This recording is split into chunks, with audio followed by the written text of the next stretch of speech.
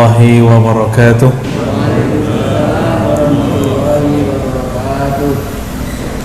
Innal hamdalillah nahmaduhu wa nasta'inuhu wa nastaghfiruh wa na'udzu billahi min shururi anfusina wa min sayyiati a'malina. May yahdihillahu fala mudilla lahu wa may yudlil fala hadiya lahu. Baik Bapak Saudara, ikhwan akhwat fillah, di zaman sekarang, zaman yang disebut yusaddaqu fihal kadhib, banyak orang berbohong tapi dianggap benar. Bukan ulama dianggap ulama, orang yang basicnya pesantren, basicnya murid-murid ulama nggak dianggap ulama. Kita jelaskan itu kepada mereka, mereka nggak terima, ya. Dan ini zamannya, maka disebut fitnatud dajjal. Ini zamannya, Pak. Fitnatud dajjal dapat diterjemahkan kekacauan yang disebabkan oleh sang pendusta, sang pembohong. Nah, ini sudah dimulai, ya. Salah satu yang mereka permainkan itu adalah tentang definisi ulama, begitu juga definisi ahlus sunnah wal jamaah. Karena nggak diterima dalam ahlus sunnah wal jamaah, buat istilah lain, menyebut diri mereka mengajarkan akidah Nabi, sahabat Nabi, tabi'in, generasi pertama, kedua, ketiga. Tapi kita tanya, mana buktinya? Bukti sanadnya mana? Silsilahnya mana? Mereka gak bisa datangkan, ya. Kalaupun bisa datangkan, itu banyak yang dibuang, banyak yang dicocok logikan. Nah, ini zaman kedua, zaman cocok logi. Hati-hati Pak, ya.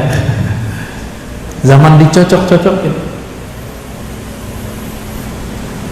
Mereka anti dengan mazhab. Bermazhab Syafi'i nggak boleh, Pak. Tapi giliran kita beramal dibentur-benturin dengan Imam Syafi'i, benar nggak?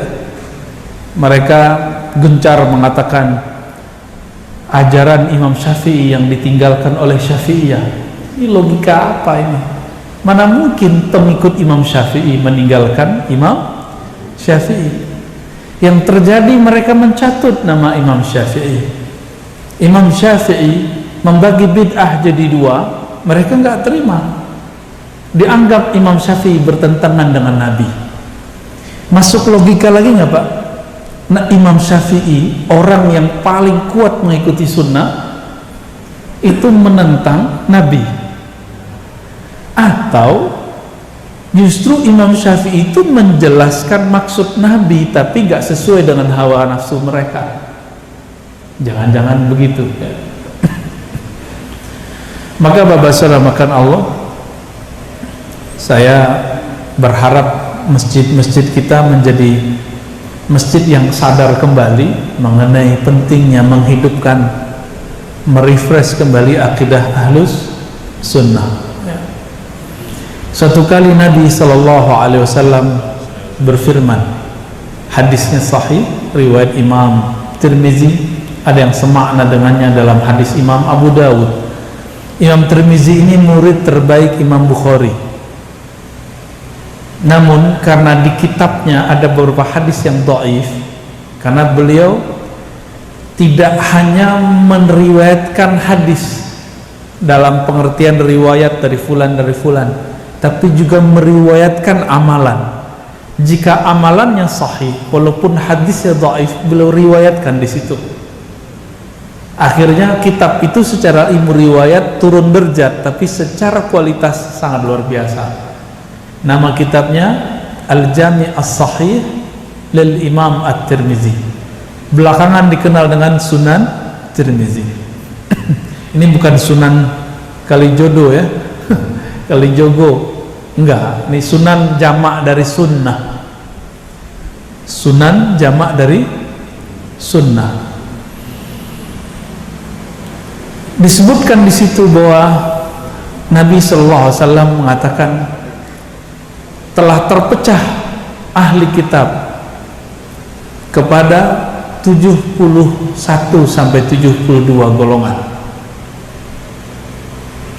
Begitu juga umatku berpecah menjadi 73 firqatan, 73 golongan. Lebih parah atau lebih sedikit? Lebih parah. Jadi jangan heran Pak kalau umat hari ini berpecah. Kalimatnya tafarraqat, sataftariku atau taftariku. Ada beberapa lafaz. Untuk mereka yang terdahulu disebut tafarraqat, telah terpecah. Untuk zaman kita, karena di zaman Nabi belum terjadi, maka Nabi menggunakan kata kerja fi'il mudhari'. Taftariku atau sataftariku, akan berpecah. Meninggal Nabi, sahabat mulai berpecah, tapi baru politik. Berlanjut, meninggal generasi sahabat, baru berpecah menjadi aliran. Dan alhamdulillah Islam yang masuk ke negeri kita Islam Ahlus Sunnah wal Jamaah yang Nabi sebutkan di hadis itu. Apa kata beliau? Kulluhum finnar illa firqah wahidah. Semuanya nanti masuk neraka kecuali satu. Siapa mereka? Kalimatnya bukan Ahlus Sunnah wal Jamaah. Ahlus Sunnah wal Jamaah itu terjemahannya. Ma'ana alaihi wa ashabi. Kelompok mana saja yang aku menjadi ikutannya, ma'ana alaihi, disebut Ahlus Sunnah. Wa ashabi, dan jamaah sahabat-sahabatku, maka disebutlah Ahlus Sunnah wal Jamaah.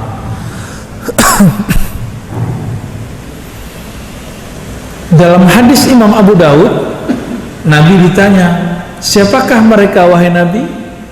Tapi di riwayat Abu Daud ini langsung aja ya, illal jamaah, ala wahiyal jamaah, begitu. Ketahuilah satu kelompok itu adalah al-jamaah. Al-jamaah di situ bukanlah pengajian jemaah kelompok apa, bukan. Al-jamaah di situ adalah al-jamaah, yakni jamaatul muslimin, kelompok umat Islam yang mengikuti Rasulullah. Jika mereka tidak ketemu Rasulullah, maka mengikuti sahabat Rasulullah. Kalau diteruskan, tidak ketemu sahabat Rasul, mengikuti murid sahabat Rasul. Itu maksud Nabi menyebut aku dan sahabatku, supaya satu saat nanti jika ada orang mengaku-ngaku kami ikut Nabi, ditanya mana silsilahmu. Sebagaimana jika ada orang ngaku saya Habib, saya Sayyid, saya Syarif, tinggal ditanya mana silsilahmu, gitu. Kalau silsilah kita cukup ditanya kamu dari pesantren mana, itu cukup Pak. Wah, jangan disebut Pak, karena yang dulu sama sekarang berbeda ya, yang Bapak sebut barusan itu ya. Jangan asal masuk pesantren. Pesantren sekarang udah kesusupan juga. Pesantren kesusupan kok bisa?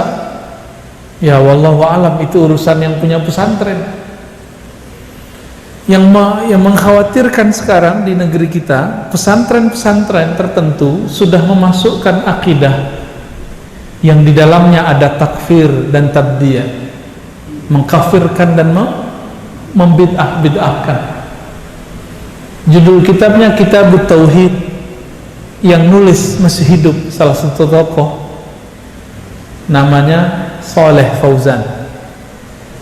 Maka tanya itu Pak, mau masukin anak ke pesantren, tanya dulu kitab tauhidnya apa. Jika kitab tauhid ini siap-siap nanti anak-anak kita pulang, kita mulai diragukan sama dia.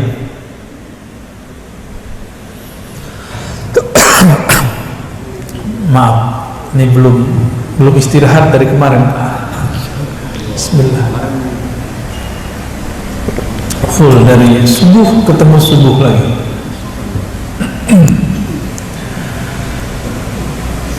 Mohon doanya aja Pak ya.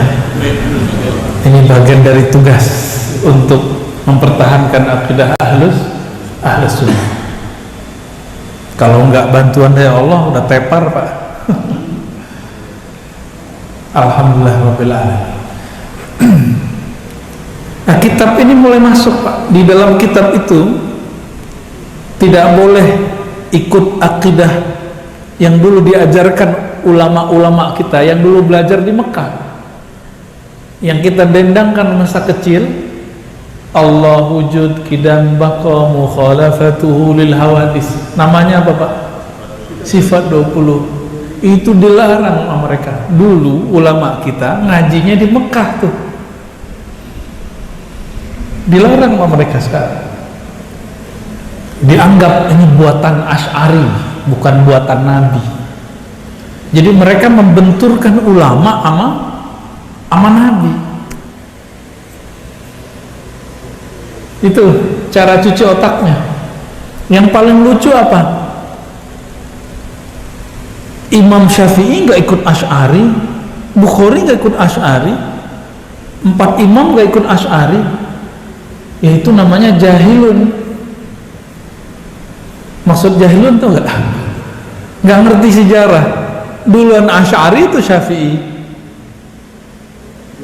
Bingung ya? Imam Syafi'i lahir 150 Hijriah. Imam Asy'ari 1 abad setelah itu baru lahir, 250-an. Ya nggak mungkin Syafi'i ikut Asy'ari. Yang paling lucu lagi apa? Rasulullah Muhammad tidak ikut Asy'ari. Nah, itu lebih parah itu Pak. Jahilunnya sudah murakabun. Logika apa itu yang dibangun? Katanya nggak boleh pakai logika, katanya nggak boleh pakai ra'yu dan akal. Itu ngakal-ngakali, ketahuan di situ nggak ngajinya. Imam Asy'ari itu berguru kepada orang yang ikut murid Imam Syafi'i. Siapa nama guru Imam Asy'ari? Namanya Zakaria ibn Yahya As-Saji. Berguru beliau kepada Imam Ahmad, Imam Muzani, Imam Qarabisi. 3 imam ini adalah murid terbaik Imam Syafi'i. Jadi Imam Asy'ari itu ikut akidah Imam Syafi'i. Makanya dalam kitab I'tiqad Imam Baihaqi, akidah Imam Asy'ari itu akidahnya Imam Syafi'i disebutkan sama. Penjelasan per bab itu biasanya jika ada riwayat dari Imam Syafi'i disebutkan. Tapi karena mereka tidak mau tahu, orang kalau sudah benci, apapun kalam kita ditolak. Ya. Tapi kalau sudah cinta, salah pun diterima. Ya, kalau orang alim nggak begitu, nggak dengan cinta-cinta buta, tapi dengan ilmu. Semoga kita cintanya dengan ilmu. Amin ya rabbal alamin. Hadisnya cuma berbicara begitu Pak. Ma'ana alaihi wa ashabi. Diklaim oleh mereka ikut imam tidak boleh. Yang boleh cuma ikut Nabi. Ya iyalah, ikut Nabi. Cuma yang ngerti ajaran Nabi imam atau ente gitu. Imam atau kitab? Imam. Karena kitab itu yang nulis imam. Gak boleh ikut Imam Syafi'i, gak boleh ikut Asy'ari. Ikutnya Sahih Bukhari. Lah Sahih Bukhari kitab siapa? Kitab Imam Bukhari. Tuh jawab pinter Pak. Kitab Imam Bukhari. Imam Bukhari murid siapa? Imam Bukhari satu angkatan sama As-Saji tadi, cuma lebih tua. Berguru kepada murid-murid Imam Syafi'i, Imam Ishaq bin Rahawai, Imam Ahmad bin Hanbal, Imam Qutaibah, Humaydi. Tuh jadi banyak Pak, semoga pusing. pulang-pulang botak. Itu murid-murid Imam Syafi'i semua. Berarti Bukhari itu bukan sahabat Rasul. Imam Bukhari itu mengumpulkan riwayat dari guru-gurunya, sehingga terkumpullah jumlah gurunya 1700, tapi yang dia pakai riwayatnya tidak sampai 1700. Imam Bukhari jaraknya dengan Nabi jauh sekali. Beliau lahirnya di akhir abad kedua, tahun 190-an Pak, kira-kira 194. Perkiraan, dulu kan gak ada KTP, gak bisa dicek di Dukcapil, jadi ulama memperkirakan 194 lahir nih. Nabi wafat tahun berapa? Tahun 11. Makanya sekelas Imam Bukhari, supaya sah ilmunya Ahlus Sunnah, beliau mencari guru supaya terhubung kepada Rasul 1700, supaya terhubung kepada Rasul. Sekarang mereka muncul mengatakan tidak boleh ikut guru, tapi guru dia boleh ya. Nggak boleh ikut pendapat Ar-Razi, tapi pendapat Ustadz Fulan-Fulan aja ya. Katanya ikut sunnah, Sahih Bukhari pun tidak pernah khatam. Katanya ikut sunnah, Sunan Tirmizi pun dia tentang. Jadi nggak punya kaidah yang sahih, yang istiqomah, yang konsisten tuh nggak ada. Maka Bapak yakin nggak akidah yang diajarkan kiai kita yang dulu nyantri di pesantren itu akidah yang diriwayatkan ulama salafus soleh, namanya akidah ahlus. Lalu salaf itu apa Ustaz? Salaf itu sebuah manhaj? Tidak. Salaf itu waktu. Apa arti salaf? Terdahulu. Terdahulu waktu bukan? Maka di dalam teks-teks syarah-syarah hadis, jika dikatakan salafunas saleh, orang-orang terdahulu kita yang soleh, berarti ada salaf yang tidak soleh. Apakah salaf itu satu ajaran? Enggak. Mereka bagi salaf itu sampai 1300 tahun, bukan 1300, sampai tahun 300 Hijriah. Kita urai. Imam Abu Hanifah salaf bukan? Lahir, wafatnya aja deh 50 wafatnya. Imam Syafi'i wafatnya 204, Imam Malik 179, Imam Ahmad bin Hanbal 241, belum nyampe 300 semua. Apa artinya? Imam-imam mazhab mengumpulkan ajaran ulama salaf, hasilnya beda Pak. Imam salaf ngumpulin ajaran salaf, beda. Masjid kita ngikutin salaf Imam Syafi'i, berkunut. Di Masjidil Haram berkunut gak? Mazhabnya Hanbali, kalau mau kita husnuzon. Mana lagi? Di daerah Turki, yang sudah ke Turki ini, saya lihat di depan mau bangun Sulaimaniyah ya, Sulaimaniyah, tapi di sini mazhabnya harus Syafi'i. Jangan jadiin Hanafi Pak, bisa ramai ntar ya. Di sana mazhabnya apa? Hanafiyah, ikut Imam Abu Hanifah. Ini mazhab-mazhab ini semua muncul di zaman salaf. Berkunut gak mereka? Enggak, mereka berkunut. Mereka ngotot Pak, kunut itu hadis dhaif.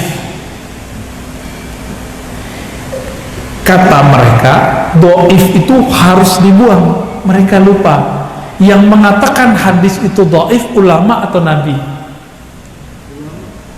Ulama. Nabi pernah ngomong gak ini loh hadis dhaif, pernah ngomong gak? Ya enggak lah. Kata dhaif itu hasil penelitian.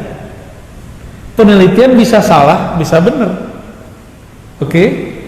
Karena dia bisa salah, bisa benar, maka antara satu imam dengan imam lain bisa beda penilaian tentang hadis sahih dan dhaif. Maka jangan mengkultuskan disahihkan fulan, didhaifkan fulan, bukan berarti itu benar. Bisa benar, bisa tidak benar.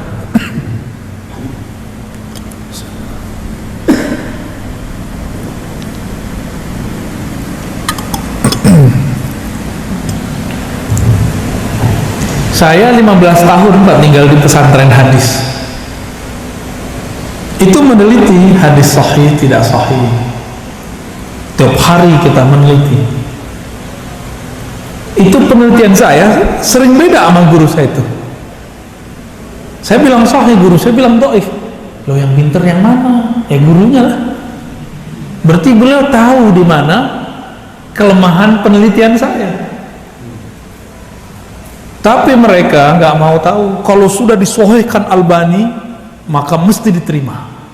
Kalau sudah didhaifkan Albani, mesti ditolak. Loh, Albani, Syekh Albani ini manusia setelah Nabi atau di masa Nabi? Tahun berapa Pak dia wafat, Pak?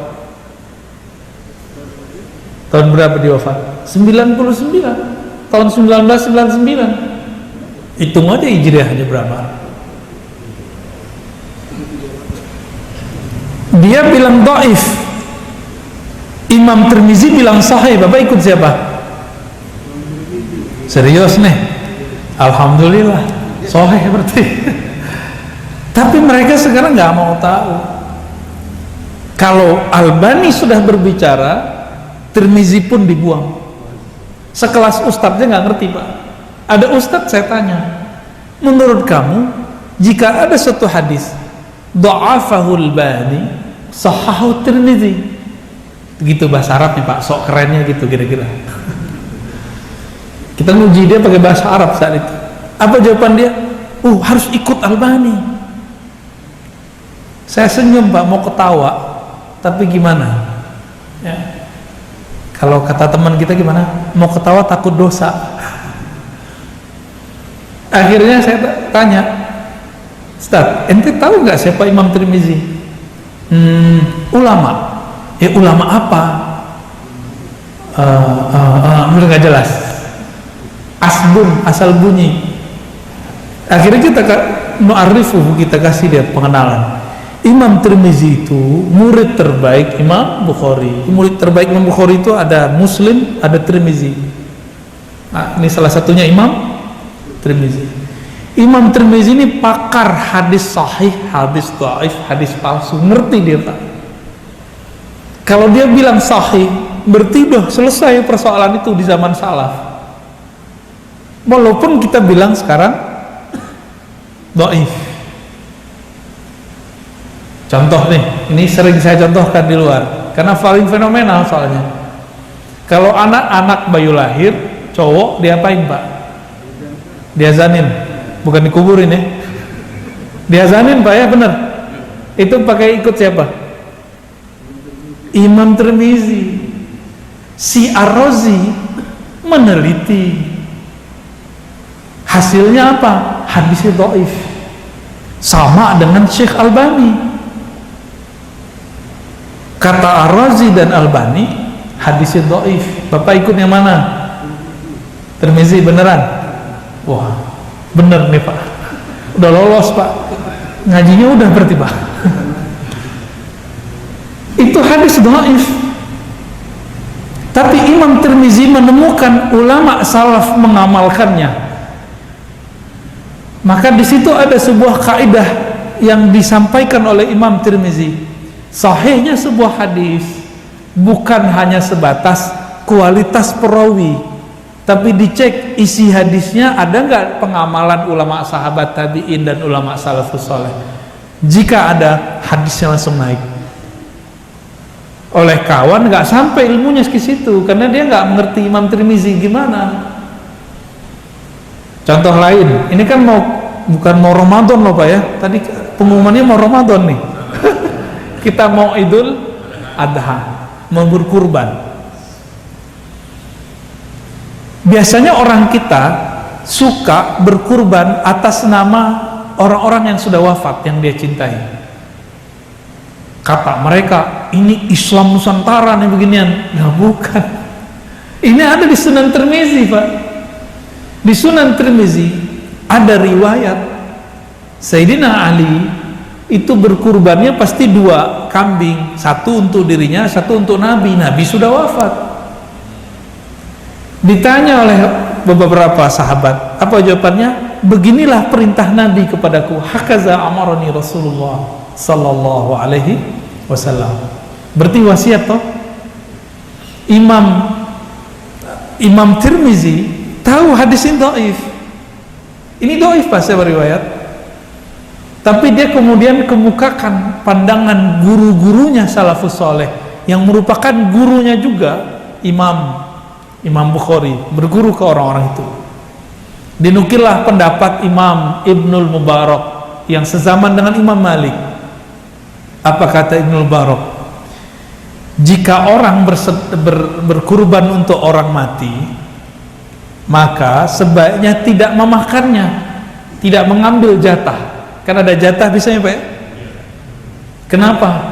Diharapkan itu jadi sedekah semua untuk orang yang wafat. Tapi boleh nggak diambil? Ya boleh, cuma dihancurkan untuk sedekahin semua, kecuali kita masih hidup. Seumur-umur, walaupun umur saya belum seumur Bapak ya, daging paling enak tuh daging kurban, Pak. Saya nggak tahu. Dagingnya kayak gembira, kita makan tuh dia senang. Itu daging, maka saya kalau dikasih daging kurban, saya senang banget. Di sup aja apa, diapain juga enak, diosek-osek juga enak. Sebanyak itu hewan yang terpilih kurban, ke hewan-hewan itu dia senang itu, Pak, bahagia dia itu. Itu daging paling enak setahu saya. Walaupun penjagalnya motongnya sembarangan kan, tuh, yang penting selesai cepat bagi.